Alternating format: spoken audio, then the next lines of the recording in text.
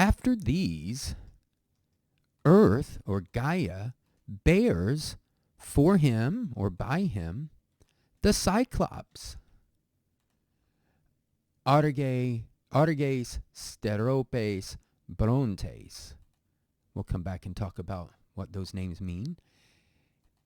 Each of which, or each of whom, used to have or just had one eye upon the forehead. But sky, or Οὐρανός, now this is one thing he did, and that's going to contrast with another thing. But sky, having bound them, or bound them after binding them, hurled them into Tartaros. Now,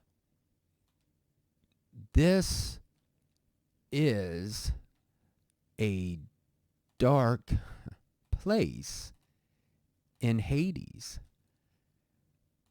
having or which has such a distance from earth that earth has, we have to understand, from the sky, or from the sky, the heavens, maybe we might say in English. So here we have our preposition metā. Now it takes, when it goes with the accusative, it means after. And this really means after she bore these, and these being back here the 100-handed, the hekatonkeras.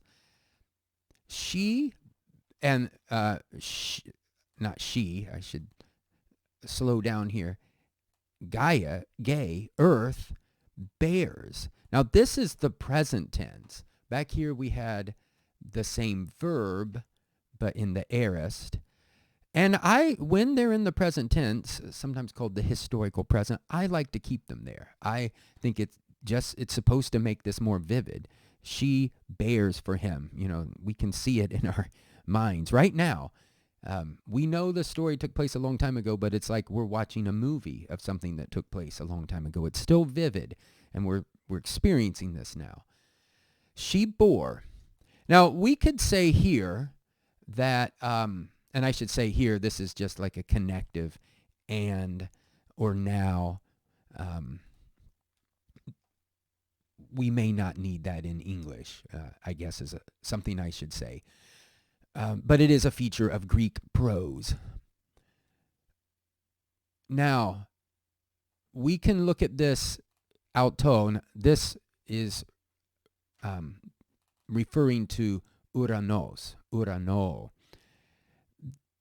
And this is the dative case. Now, the dative case in Greek absorbed some other cases.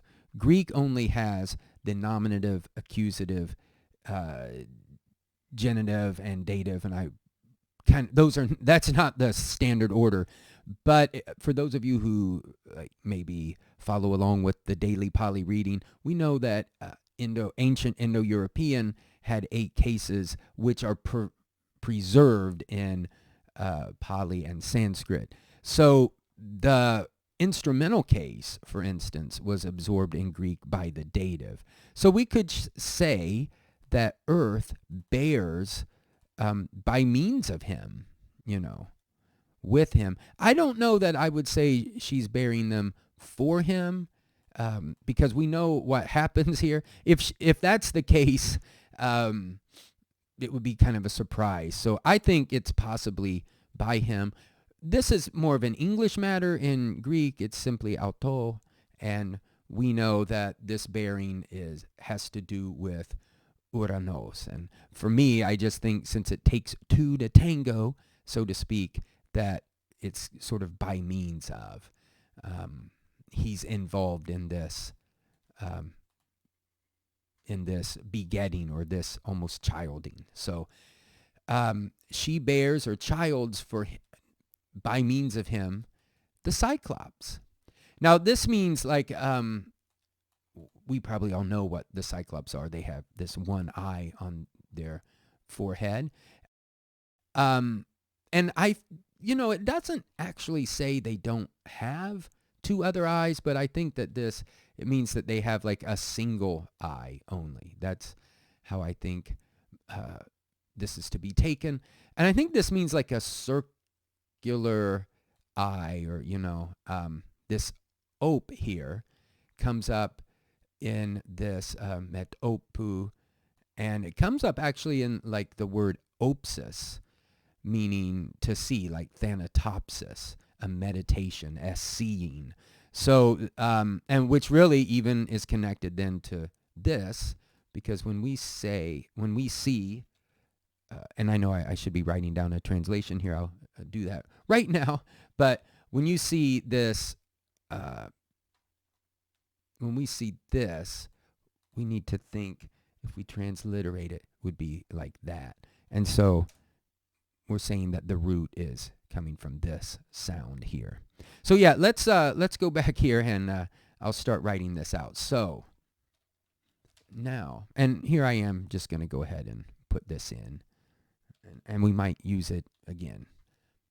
Now, after these, Earth, that's Gaia, bears, I keep wanting to say for him, but bears,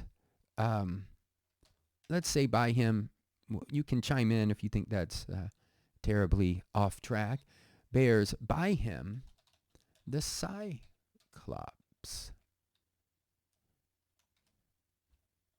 Well, we'll just do it like this. Ӓργην Στερόπην Βρόντην. Each of whom used to have, I just really want to bring out the imperfect nature there. This verb doesn't tell us if they still have. We don't know from this. Each of whom used to have, and I'm going to say a single for one, a single eye,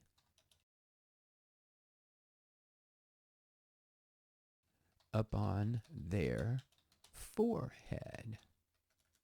Their forehead. One thing here, this word, or all these names, have meanings. Ἄργης is connected to ἄργη, meaning, or ἄργος, bright, shining, maybe glistening. Steropes from steropē, a flash of lightning, and this Bronte from thunder. So a thunderer, a flash of lightning, or a lightninger, and one that's bright. All of which we could associate with the heavens, the sky.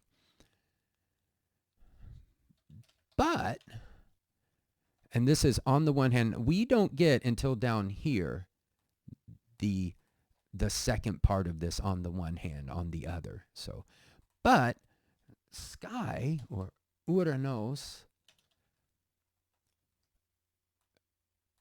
having bound them, so this is our aorist participle. This takes place before the main verb here. We can keep it like that after having bound them, or we could just say, to express that, but sky bound them and hurled them. And we probably could just say, but sky bound and hurled them.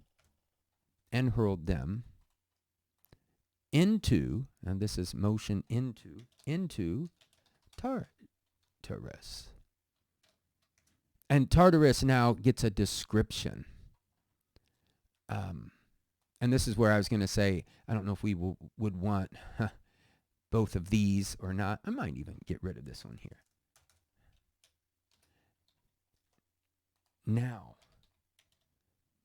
this is a dark place in Hades, which has, and we're going to change the English a little just to make it smoother. which has the same distance from Earth that, maybe say the Earth, that the Earth has from the sky. The issue here with the sky, we, of course, know that the sky is air, and it just goes on and on and on. We have to picture the way the sky was thought of back in ancient times as being a huge dome. And there's even a little video about the Hebrew word rakia on this site. I'll link it, possibly of interest. So we have to think that, however far it is from here up to the metal dome, that's how far Tartarus is below the earth. And this, the way they express it in Greek is, such as many as, or, so in English, just having such a distance as, this word diastema means distance. It can also mean dimension, as in like a line has a single dimension, a square 2 dimensions, a cube 3 dimensions. In Book 13 of the Hermetica, Hermes urges us to transcend these 3 dimensions of, material, corporeal existence.